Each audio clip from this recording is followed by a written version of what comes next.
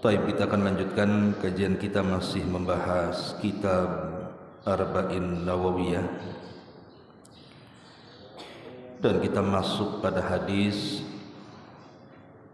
yang ke-22 dari hadis Abi Abdillah Jabir ibn Abdillah al-Ansari radhiyallahu anhuma. Baik, kita baca hadisnya. An Abi Abdillah Jabir ibn Abdillah al-Ansari radhiyallahu anhu anna rajulan sa'ala Rasulullah sallallahu alaihi wasallam faqala ara'aita idza sallaita al-maktubati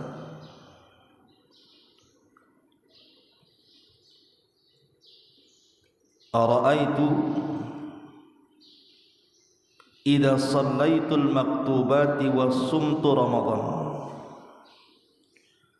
wa ahlaltul halala wa harramtul harama wa lam azid ala dhalika syai'an a'adkhulul jannah qala na'am rawahu Muslim. Dari Abi Abdillah Jabir ibn Abdillah al-Ansari radhiyallahu anhu, sahabat Jabir, satu di antara tiga sahabat Ansar yang banyak meriwayatkan hadis Nabi sallallahu alaihi wasallam. Pertama Anas ibn Malik, kemudian Jabir bin Abdillah radhiyallahu an, kemudian Abu Sa'id al-Khudri. Ini tiga sahabat Ansar yang banyak meriwayatkan hadis sampai kepada kita. Dan jumlah riwayat yang sampai kepada kita dari Jabir bin Abdillah radhiyallahu an adalah arba'un wa khamsumi'ah wa alaf, 1540 hadis sampai kepada kita dari sahabat Jabir bin Abdillah radhiyallahu anhu. Bahkan dalam satu hari Nabi sallallahu alaihi wasallam pernah mendoakan Jabir dengan memintakan ampun akan dosa-dosanya sebanyak 25 kali. Di dalam satu malam Rasul mengatakan Allahumma gfir li Jabir, Allahumma gfir li Jabir, ya Allah ampuni Jabir, ya Allah ampuni Jabir, sebanyak 25 kali. Dan ini keistimewaan, karena tidak semua sahabat didoakan Nabi sallallahu alaihi wasallam, tentu karena manzilah kedudukan yang mulia bagi sahabat Jabir bin Abdillah radhiyallahu anhu. Dan dia seorang sahabat dan bapaknya juga sahabat. Bapaknya adalah tokoh Ansar, Abdullah ibn Haram, mati di perang Uhud. Bahkan saat kematian ayahandanya Jabir, Abdullah ibn Haram radhiyallahu anhu, Jabir menangis. Wajar, karena memang satu-satunya orang tua yang ada kala itu sementara ibundanya sudah meninggal, mati syahid di perang Uhud, sehingga Jabir sedih karena dia harus mengurus adik-adiknya, karena semua saudaranya itu perempuan. Ada yang mengatakan sampai 9 orang. Jadi ketika meninggal ayahnya Abdullah ibn Haram, Jabirlah yang kemudian mengurus adik-adiknya yang 9 perempuan itu. Makanya wajar kemudian Jabir ketika menikah, dia tidak mencari wanita yang perawan, tapi dia menikah dengan janda, karena bukan hanya sekedar dijadikan istri, tetapi juga dijadikan ibu bagi adik-adiknya. Sampai-sampai Nabi SAW bertanya, kenapa engkau menikahi seorang janda dan tidak menikahi perawan? Maka itulah jawaban, karena aku bukan hanya mencari istri tapi juga ibu bagi adik-adik. Lah saat meninggal Abdullah ibn Haram, ayahanda Jabir bin Abdullah radhiyallahu an, Allah Subhanahu wa taala berdialog dengan ruh ayahandanya. Di antara dialog Allah Subhanahu wa taala dengan ruh ayahandanya saat mati pertama kali di perang Uhud, Allah mengatakan, tamanna ya abdi, berangan-anganlah wahai hambaku, apa yang kau minta kepadaku. Maka Abdullah ibn Haram dia mengatakan, ya Rabb, hidupkan aku sekali lagi agar aku bisa berperang kedua kalinya dan mati syahid kedua kalinya. Tapi Allah mengatakan tidak mungkin orang meninggal dihidupkan. Maka dia pun mengatakan, kalau begitu kabarkan posisiku di hadapanmu kepada putraku Jabir. Maka dari sini Allah Subhanahu wa taala turunkan ayat, wala tahsabannal ladzina qutilu fi sabilillahi amwatan bal ahya bal ahya. Jangan kalian mengira orang-orang yang mereka meninggal di jalan Allah itu mati, bahkan mereka hidup. Inda rabbihim yurzakun, di sisi Rabb mereka, mereka mendapatkan rizki. Lah ketika itulah kemudian Nabi SAW mengatakan kepada Jabir, ya Jabir, tabki aw la tabki, menangis ataupun kau tidak menangis saat kematian ayahnya. Fa innallaha qad kallama abaka kifahan bila turjuman, sesungguhnya Allah sudah mengajak bicara ayahmu tanpa ada penerjemah. Dan ini keistimewaan Abdullah ibn Haram.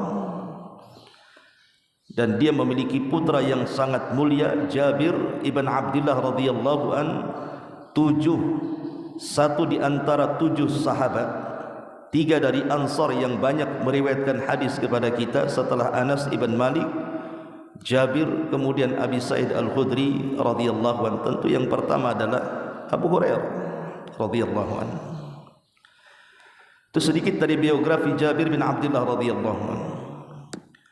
Jabir bin Abdullah radhiyallahu an ini menceritakan, ada seorang laki-laki bertanya kepada Rasul.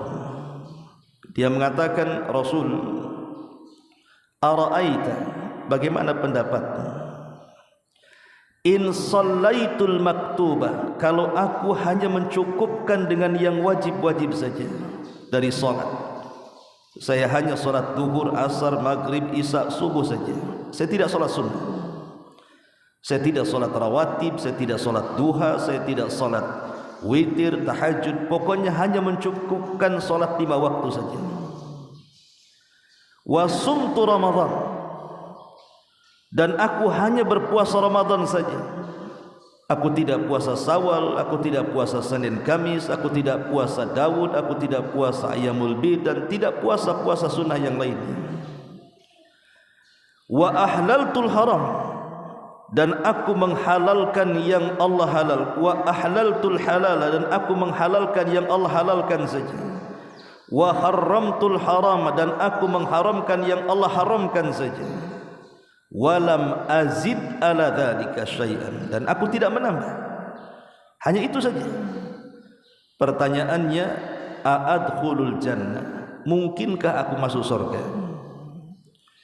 Maka Rasul mengatakan, na'am, ya, engkau akan masuk surga. Hadis ini semakna dengan hadis Talha ibn Ubaidillah. Ketika seorang Arab Badui datang kepada Nabi SAW, kemudian mengatakan, ya Rasulullah, akhbirni madza faradallahu alayya minas salat.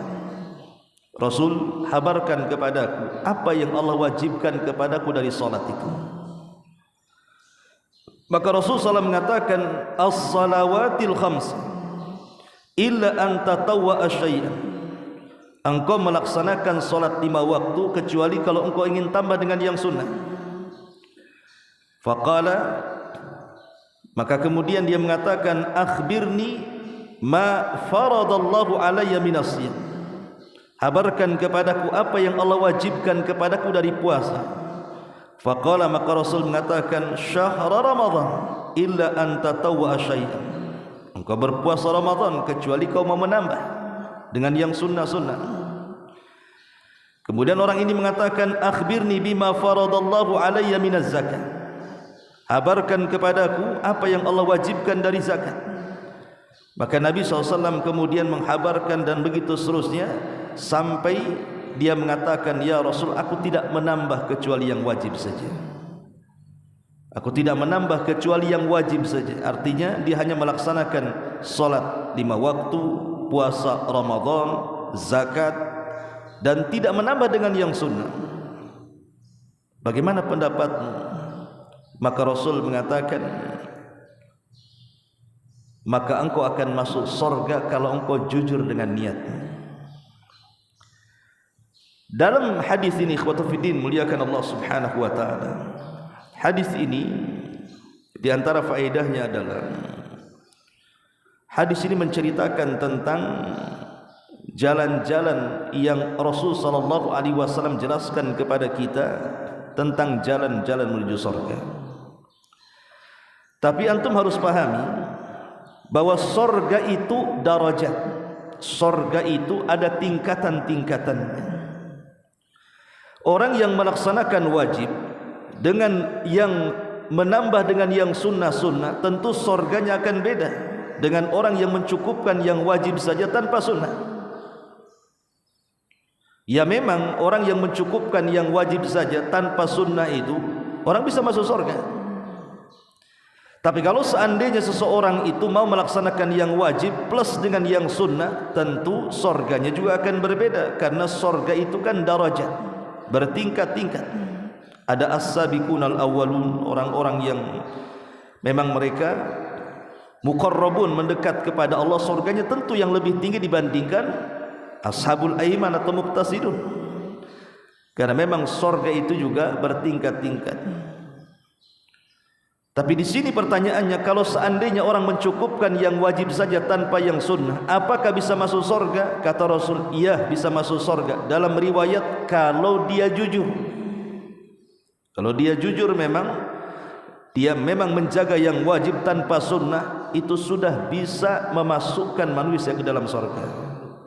Tapi masalahnya, Imam Al-Qurtubi rahimahullahu ta'ala, beliau pernah mengatakan seperti ini,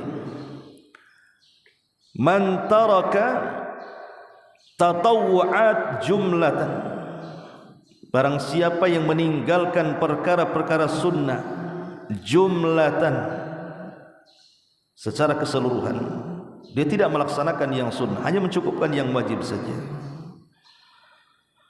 maka beliau mengatakan, faqad fawwata ala nafsihi ribhan aziman wa thawaban jasiman, maka dia telah luput dari perkara-perkara yang sangat besar, keuntungan yang sangat besar, dan pahala yang sangat melimpah. Jadi orang yang tidak mau melaksanakan sunnah, kata Imam Qurtubi, maka dia telah meninggalkan keuntungan yang sangat besar dan pahala yang sangat melimpah, rugi. Memang orang yang melaksanakan yang wajib saja itu bisa memasukkan ke dalam surga, tapi kalau dia meninggalkan sunnah secara jumlah, secara keseluruhan, dia tidak sholat sunnah, dia tidak puasa sunnah, dia tidak bersedekah, dia tidak umrah, dan begitu seterusnya, maka dia telah meninggalkan keuntungan yang sangat besar dan pahala yang melimpah. Bahkan sampai dia mengatakan, wa man dawama ala tarki syai'in minas sunani, wa man dawama ala tarki syai'in minas sunani, barang siapa yang terus menerus meninggalkan yang sunnah, kana naqsan fi dinihi wa qadhan fi adalatihi, maka itu menunjukkan kekurangan dalam agamanya dan cacat pada keadilannya. Bahkan kata beliau, fa in kana tarkuhu tahawunan wa raghbatan anha kana dzalika fisqan. Tapi kalau meninggalkan sunnah itu karena meremehkannya atau memang sengaja tidak mau melakukannya, maka ini sebuah kefasikan. Maka dari sini ikhwatul fillah muliakan Allah, dari perkataan Imam Qurtubi rahimahullahu taala kita tahu bahwa memang betul orang yang mencukupkan yang wajib itu sudah masuk syarat dia masuk surga, tapi tidak menjamin. Dia meninggalkan sunnahnya kenapa? Kalau meninggalkan sunnahnya karena dia menjaga yang wajib, maka itu yang dimaksud hadis Nabi SAW di sini. Tapi kalau meninggalkan sunnahnya, kata Imam Qurtubi, karena memang dia merendahkan sunnah, tidak mau dengan sunnah Nabi SAW, maka ini sebuah kefasikan. Dan orang yang meninggalkan sunnah secara jumlah, maka dia telah meninggalkan keuntungan yang sangat besar dan pahala yang melimpah, kata beliau. Maka sebaiknya seorang muslim bukan hanya mencukupkan dengan yang wajib-wajib saja, tetapi juga seharusnya dia menambah dengan yang sunnah-sunnah. Makanya dalam sebuah hadis qudsi Allah Subhanahu wa taala mengatakan, orang yang melaksanakan kewajiban itu adalah orang yang dicintai Allah Subhanahu wa taala. Tetapi ketika seorang hamba, wa ma yazalu 'abdi yataqarrabu bin nawafil, ketika seorang hamba itu terus-menerus juga melaksanakan yang sunnah, artinya menambah dengan yang wajib tadi, hatta uhibbahu, sampai aku lebih mencintainya. Jadi menjalankan yang sunnah itu adalah sebab kecintaan Allah bertambah dari kecintaan yang pertama ketika melihat hambanya melaksanakan yang wajib. Dan kalau Allah sudah cinta, maka Allah akan menjadi penglihatannya, pendengarannya, kaki dan tangannya. Bahkan dalam sebuah riwayat, innallaha idza ahabba 'abdan nadahu Jibril. Allah itu kalau sudah cinta dengan seorang hamba, maka malaikat yang pertama dipanggil adalah Jibril. Kemudian Allah Subhanahu wa taala mengatakan kepada Jibril, ya Jibril, inni uhibbu fulanan fa ahibbahu. Jibril, aku suka dengan si fulan, maka engkau harus suka juga dengan dia. Fa ahabbahu Jibril limahabbatillahi alaihi, maka Jibril pun suka dengan orang ini karena Allah suka dengan orang ini. Cukup sampai di sini? Tidak. Jibril memanggil seluruh malaikat karena dia pemimpinnya. Kemudian Jibril mengatakan, ya malaikatallah, innallaha ahabba fulanan faahibbuhu. Wahai malaikat-malaikat Allah, dimanapun kalian berada, cintai orang ini karena Allah sudah mencintainya. Maka semua malaikat cinta kepada orang dicintai Allah.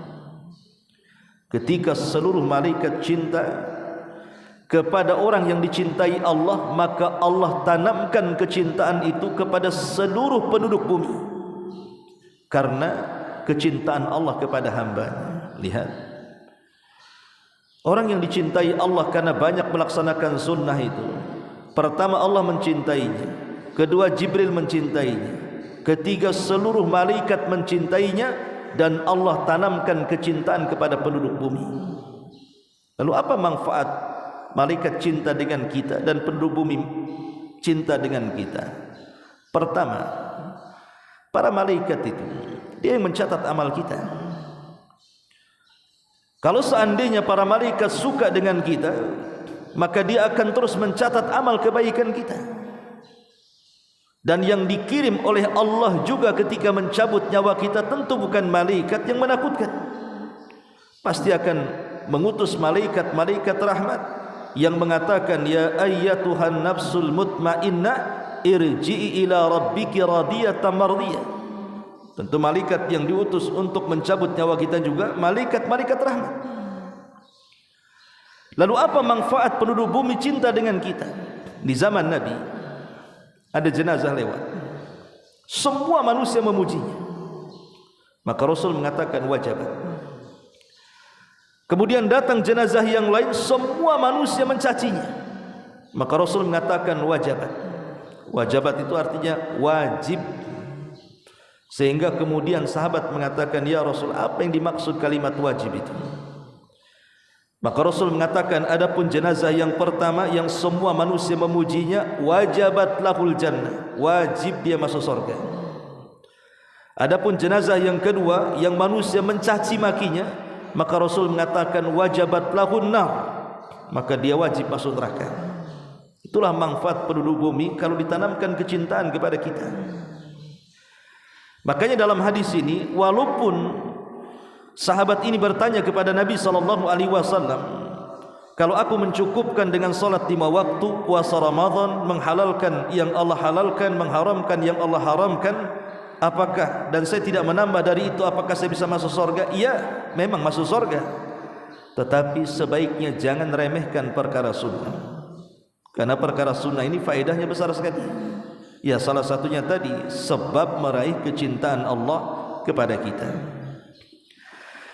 Baik, di antara faedah secara singkat kita akan jelaskan. Pertama, hirsus sahabati an ala su'alin nabi sallallahu alaihi wasallam amma yanfa'uhum wa yuqarribuhum ila Allah. Pertama, hadis ini faedahnya semangat para sahabat bertanya kepada Nabi tentang apa yang bermanfaat bagi mereka dan apa yang mendekatkan mereka kepada Allah. Dan itulah para sahabat. Sahabat itu kalau bertanya kepada Nabi tidak pernah bertanya soal dunia, tidak bertanya soal dunia, karena Rasul memang tidak lebih paham soal dunia dibandingkan para sahabat. Buktinya ketika Rasul hijrah ke Madinah, orang-orang Madinah sibuk mengawinkan kurma supaya hasilnya lebih baik. Kata Rasul, kalau seandainya kalian meninggalkan perkara itu dan mengambil yang lebih bermanfaat, maksudnya sudah tidak usah dikawin-kawinkan kurma itu, sibukkan dengan ibadah. Akhirnya para sahabat meninggalkan perkara itu, sibuk mereka dengan ibadah, belajar kepada Rasul. Setelah tahun depannya, rupanya hasilnya merosot. Hasilnya merosot, sehingga mereka mengadu kepada Nabi SAW. Maka Nabi SAW mengatakan, antum a'lamu bi umuri dunyakum, kalian lebih paham soal urusan dunia kalian. Kalau begitu silahkan kawinkan kurma-kurma kalian. Nah, dari sini kita tahu bahwa Rasulullah SAW tidak lebih paham soal perkara dunia dibandingkan para sahabat. Bukan berarti Rasul tidak paham dunia, paham, tapi para sahabat jauh lebih paham. Makanya ada sahabat lebih kaya dibandingkan Rasul. Tapi umumnya para sahabat bertanya kepada Nabi SAW, pertanyaan mereka adalah pertanyaan yang bermanfaat untuk akhirat mereka dan apa yang bisa mendekatkan mereka kepada Allah Subhanahu wa taala. Ini yang pertama. Yang kedua, al-ghayatu min hadhihi al-hayati hiya dukhulul jannah. Puncak dari kehidupan dunia ini bagi seorang mukmin adalah tujuan utamanya masuk surga. Makanya seorang mukmin tidak akan pernah kenyang beramal saleh sampai kedua kakinya masuk ke dalam surga.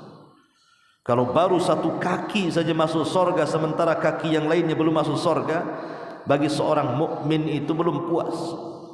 Makanya Abu Bakar Siddiq radhiyallahu mengatakan, kalau kaki kananku masuk surga, kaki kiriku belum masuk surga, maka aku belum merasa puas sampai kedua kakiku menginjak surga. Maka tujuan hidup manusia adalah surga. Yang ketiga, ahammiyatus salawatil maktubah wa annaha sababun lidukhulil jannah. Pentingnya menjaga salat 5 waktu. Salat 5 waktu penting terutama bagi para talabatul ilmi. Karena salat 5 waktu itu adalah barometer kebaikan seorang muslim. Apalagi para talabatul ilmi, menjaga salat itu menunjukkan kebaikan dia saat menuntut ilmu. Kalau seandainya seluruh amal itu ditentukan dengan salat, maka ilmu juga sama. Makanya Nabi SAW mengatakan, fa in saluhat salatuhu saluha sairu amalihi wa in fasadat salatuhu fasada sairu amalihi. Kalau seandainya solatnya baik, maka amal-amal yang lain dianggap baik. Begitu juga kalau solatnya rusak, maka semua amal dianggap rusak. Maka ilmu itu dianggap bermanfaat kalau antum menjaga solat 5 waktu. Kalau antum melalaikan solat 5 waktu, tidak ada gunanya menuntut ilmu. Karena kebaikan ilmu seseorang itu juga ditentukan dengan disiplinnya dia menjaga solat 5 waktu. Terutama para talabatul ilmi harus menambah bukan hanya solat 5 waktu, tapi ada qiyamul lail. Makanya ketika surah Muzammil turun kepada Rasul, surah Al-Muzammil, ya ayyuhal muzammil qumil laila illa qalila. Kita tahu bahwa surah Muzammil adalah satu di antara 5 surat yang pertama turun kepada Rasul. Kenapa Rasul diperintahkan Allah untuk salat malam? Karena tugas Rasul itu berat.